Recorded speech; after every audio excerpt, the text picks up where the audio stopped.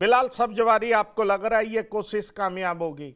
2024 में ये कोशिश कामयाब नहीं थी और इसीलिए समाजवादी पार्टी 37 सीटें जीती। उत्तर प्रदेश में बीजेपी को इस तरीके से पटकनी देना आसान नहीं था। और वो कहते हैं ना कि दिल्ली का रास्ता लखनऊ से ही तय होता है, उत्तर प्रदेश से ही तय होता है।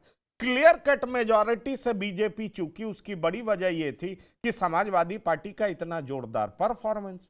पंकज जी, आपने एक बहुत ही सुंदर प्रस्तावना मेरे सामने रखी है, लेकिन जब 2024 की बात करते हैं तो वहाँ पीडीओ फार्मूले के साथ जो एक महत्वपूर्ण नैरेटिव था, संविधान पर संकट, ये भी एक बहुत बड़ा नैरेटिव था, जिसने न केवल ओबीसी जातियों को बल्कि दलित समुदाय को भी पीडीए यानी कि समाजवादी पार्टी के छाते में लाके खड़ा करने की कोशिश की थी।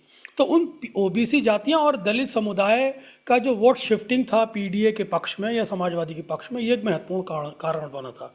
उसके बाद से ये भारतीय जनता पार्टी बहुत सचेत हो गई थी।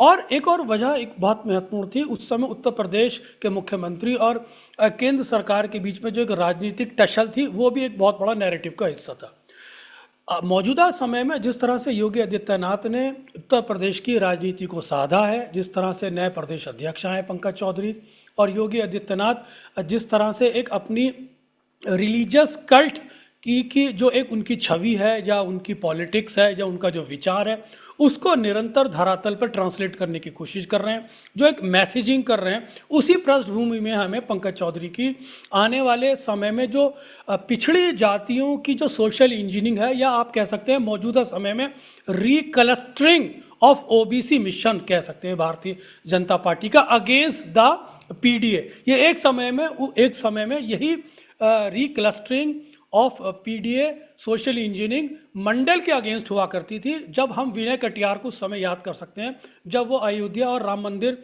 राजनीति के एक बड़े प्रतीक माने जाते थे कल्याण सिंह के साथ।